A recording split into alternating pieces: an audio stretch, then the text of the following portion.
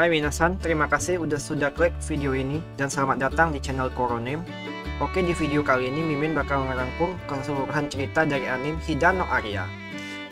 Di anime Hida no Aria menceritakan tentang seorang remaja bernama Tohoyama Kinji dan Kanzaki Aria yang berusaha menangkap penjahat bernama pembunuh Butei. Butei sendiri adalah sekolah yang melatih muridnya menjadi tentara atau pembunuh bayaran. Maka dari itu, murid di sini diperbolehkan membawa senjata ke sekolah. Oke, tanpa basa-basi lebih lama lagi, langsung saja simak ceritanya. Dimohon untuk klik tombol subscribe untuk dapat notifikasi terbaru dari channel ini. Dan saya juga meminta like-nya sebagai uang parkir. Lanjut! Di awal scene, kita akan melihat karakter utama dari anime ini, yaitu Tohoyama Kinji. Kita panggil saja Kinji. Ia tampak tergesa-gesa mengayuh sepedanya karena dikejar sebuah hoverboard yang dipasangi senjata dari Uzi PUBG. Dan tampak juga seorang gadis melihat Kinji dikejar dari balkon gedung. Lalu gadis itu terjun ke arah Kinji dengan parasut dan menembaki hoverboard sampai hancur. Dan berhasil menyelamatkan Kinji.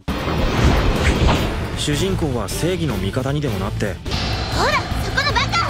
さっさと頭を下げなさいよ！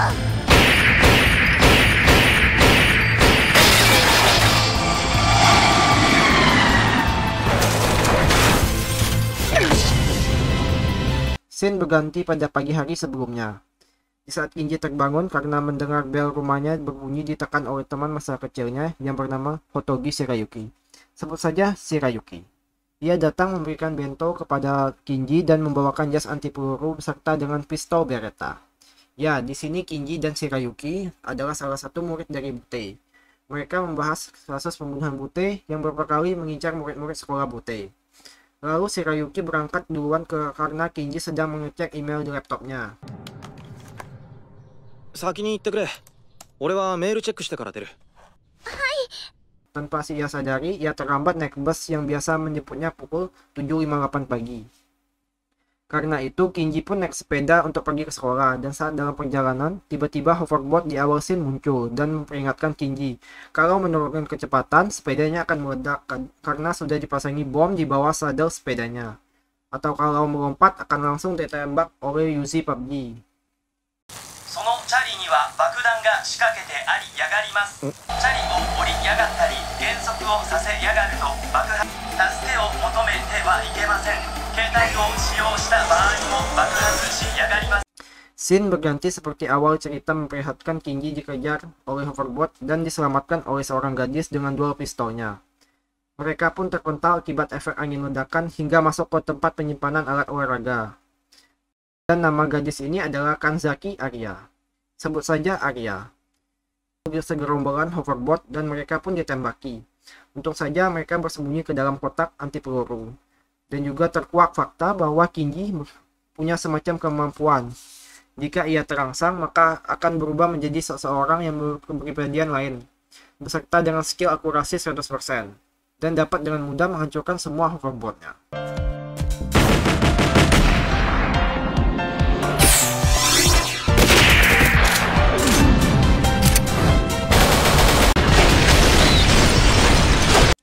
Di sini jelaskan nama kemampuan Kinji yaitu Hysteria Savant Syndrome atau disebut juga mode Hysteria.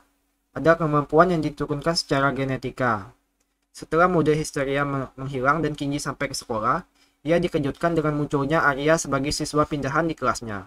Dan ditambah heboh oleh teman Kinji yang bernama Riko. Scene berganti sore harinya setelah Kinji sampai ke asramanya. Ia pun dikesalkan karena bunyi spam bell asramanya dan muncul Aria yang nyelonong masuk dan memutuskan Kinji untuk menjadi budaknya, serta tinggal di tempat Kinji. Kinji, anta watashi no dorei ni nari nasai. Budak di sini dimaksud menjadi partner atau kelompoknya Aria. Keesokan paginya, guru bernama Sayonaki menjelaskan tentang kurikulum sekolah Butei dan dari jam pertama sampai ke jam 4 berisi pelajaran SMA pada umumnya. Dan jam kelima sampai seterusnya akan menjadi pelatihan khusus bagi kelas yang dipilih. Assault mendapat latihan tempur, Logi mendapat latihan mengemudi, Inkesta mencari informasi seseorang atau sesuatu hal. Selain berlatih, murid juga diperbolehkan mengambil quest dari masyarakat, semisal menjadi pengawal, mencari orang, menyusup, dan lain-lain. Singkat cerita, Kinji bertemu Riko. Mereka pun barter antara kaset game untuk Riko dan informasi tentang Arya untuk Kinji. Dijelaskan bahwa Arya adalah seorang putri bangsawan, ibu dari Jepang dan ayah dari Inggris, serta berperingkat S. Berbeda dengan Kinji yang hanya berperingkat E. Keesokan harinya saat berangkat ke sekolah dengan bus, ia tertinggal karena telat 5 menit. Dalam perjalanan bus ke sekolah, HP seorang murid berbunyi dan menginfokan bahwa bus sudah dipasang bom. Jika melambat atau melarikan diri, maka bom akan langsung meledak.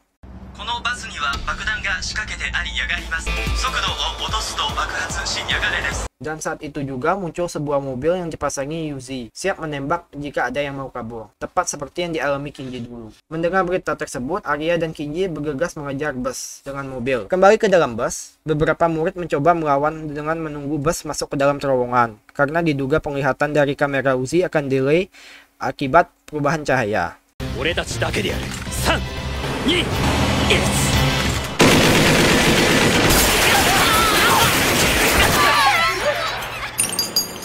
Namun sayang, rencana mereka gagal.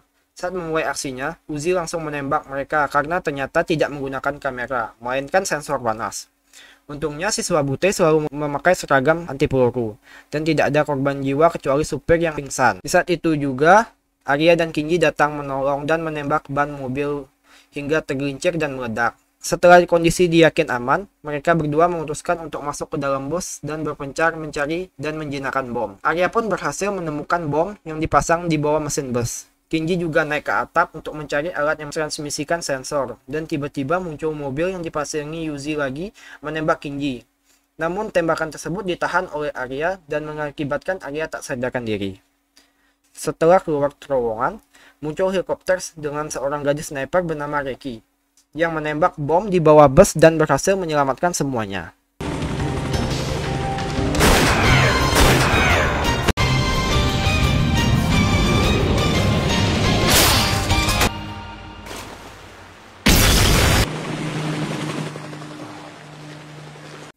Akibatnya Arya menjadi marah dan kecewa terhadap Kinji karena tidak mendengar perintah untuk berdiam diri di dalam bus. Saat di jalan, tanpa sengaja Kinji bertemu dengan Arya, lalu membuntuti-nya. Namun tak lama kemudian ia diketahui oleh Arya dan mengajaknya untuk ikut bersama. Mereka pergi ke tempat ruang tahanan. Di sana Arya dan Kinji menemui ibu Arya yang ditahan selama 864 tahun. Jir, lama bet dah, sampai tulang habis juga belum kelar. Dan di sini terkuak tujuan dari Arya adalah untuk membebaskan ibunya karena tuduhan palsu dengan cara menangkap pembunuh Butte. Scene berganti ke sekolah. Salah seorang teman Kinji mengabarkan kalau Arya akan kembali ke London menggunakan pesawat travel. Mendengar berita tersebut, Kinji bergegas ke bandara untuk menyusul Arya. Tak lama setelah pesawat lepas landas, terdengar bunyi tembakan dan pembunuh Butte kembali muncul membajak pesawat.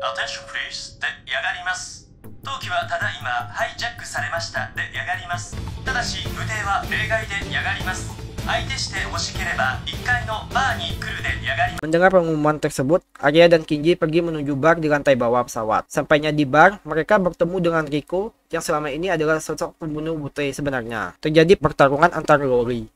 常に防弾服を着用する武帝同士の近接戦において火から命中させてこそ威力が発揮できるいわば打撃武器なのだ。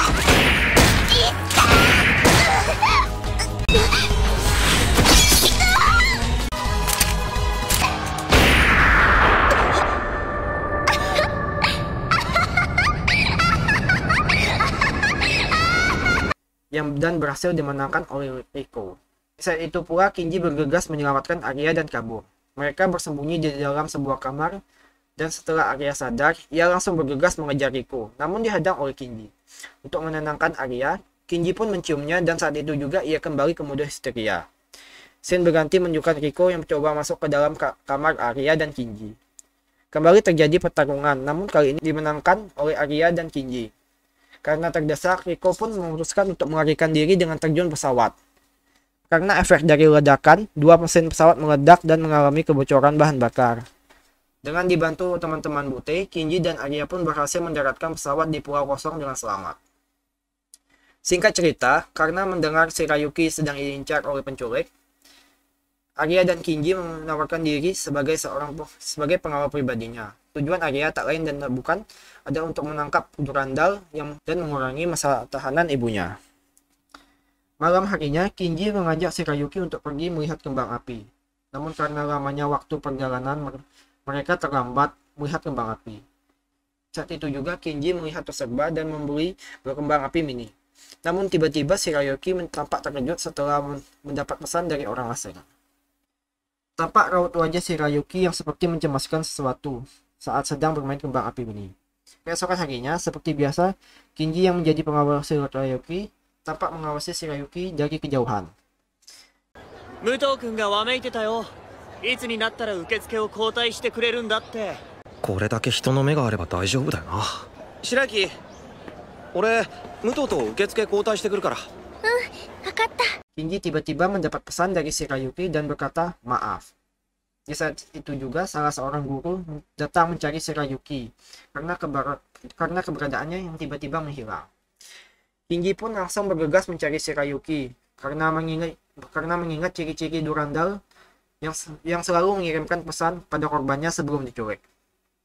Di tengah kepanikannya mencari Shirayuki, gadis sniper Riki menelpon dan mengabarkan lokasi terakhir Shirayuki terlihat. Kinji pun bergegas menyusul Shirayuki dan menghentikannya. Namun dengan skill S yang dimiliki oleh Durandal, cukup menyulitkan Kinji. Saat itu juga muncul Arya yang datang membantu. Durandal,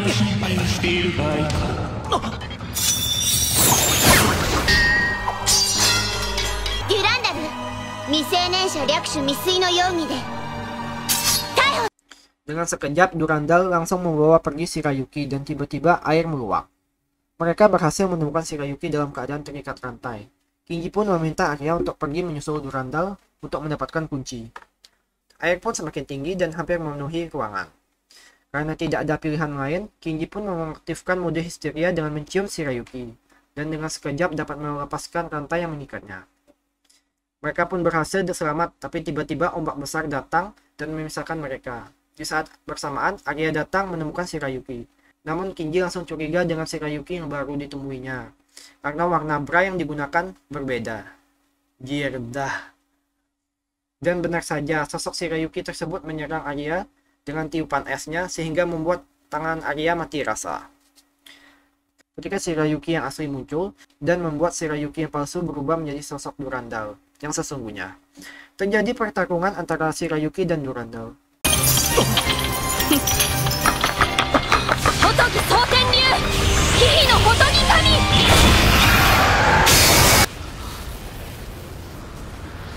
Tapi berhasil dimenangkan oleh Shirayuki menggunakan jurus terlarang Hotogi.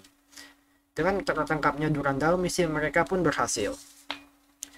Kemudian secara tiba-tiba Riko datang menawarkan kesepakatan untuk mencuri harta Riko yang diambil oleh Vlad dengan cara menyelinap ke dalam kediaman Vlad. Vlad sendiri bukan manusia, melainkan sosok vampir yang haus darah. Sebagai gantinya, Riko bersedia memberikan kesaksian kepada Mahkamah Agung agar masa tahanan Ibu Arya dikurangi. Sebelum menyelinap, Riko menjelaskan harta yang akan dicuri adalah sebuah kalung Rosario. Dan Riko juga menjelaskan rencana menyusup dengan cara menyamar sebagai maid atau pelayan. Dibantu oleh Riko, Arya dan Kinji pun melakukan latihan maid. Saat di sekolah, Kinji yang sedang berjalan tanpa sengaja ia bertemu dengan Durandal, dan di sana Durandal menceritakan masa kecil Riko yang kehilangan orang tuanya lalu diadopsi oleh Vlad. Namun Riko hanya dikurung di sana untuk dijadikan objek penelitian, dan Durandal juga memberikan informasi titik kelemahan dari Vlad. Setelah latihan yang panjang, akhirnya Arya dan Kinji sudah terlatih menjadi maid. Didampingi oleh Riko yang menyamar sebagai agen tenaga kerja, mereka mulai menuju ke kediaman Vlad. Namun tanpa disangka, yang dimuncul di sana adalah salah seorang guru Butte, yaitu Sayonaki Sensei. Dan tanpa keberatan, Sayonaki Sensei menerima mereka untuk bekerja di sana. Di sela-sela waktu kerja, mereka selalu memperhatikan sekitar dan berhasil menemukan Rosario Riko yang disimpan di bawah tanah dengan keamanan tingkat tinggi. Di hari terakhir mereka bekerja, Arya dan Kinji pun mulai melakukan aksinya. Arya bertugas mengalihkan perhatian Sayonaki Sensei, sedangkan Kinji menyusup ke bawah tanah. Namun karena Kinji menyusup tanpa mode histeria, penyusupan agak memakan waktu. Dan oleh karena itu, Riko menggoda Kinji menggunakan suara Arya. ずっとしたいことさせてあげるから。 Dan benar saja, rencana Riko pun berhasil. Dengan sekejap, Kinji dapat mencuri dan menukar Rosario yang asli dengan yang palsu tanpa diketahui. Ketika selesai memberikan Rosario ke Riko, ia pun tiba-tiba berkhianat dan mencoba menembak Arya. Namun di saat bersamaan, Sayonaki Sensei mendatang menstun si Riko dan menyiksanya. Di saat itu juga Sayonaki Sensei berubah menjadi sosok manusia serigala. Di ambang keputusasaan, Riko hanya bisa meminta pertolongan pada Arya dan Kinji.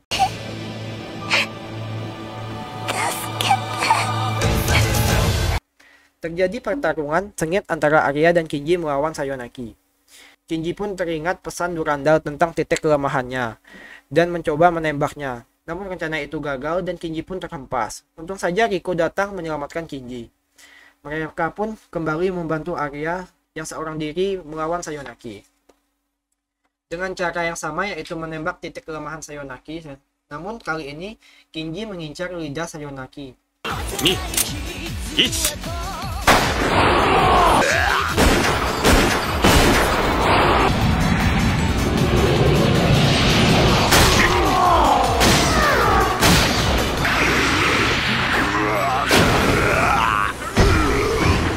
Dan benar saja, di sana ada titik lemahnya. Dan akhirnya Sayonaki pun dapat dikalahkan. Pada akhirnya, Riko bersedia menjadi saksi terhadap Ibu Arya dan diperbolehkan pulang. Oke minasan, cukup sekian alur cerita anime Hida no Arya kali ini. Jangan lupa buat subscribe, like jika kalian suka channel ini. Sore dewa, mata ne!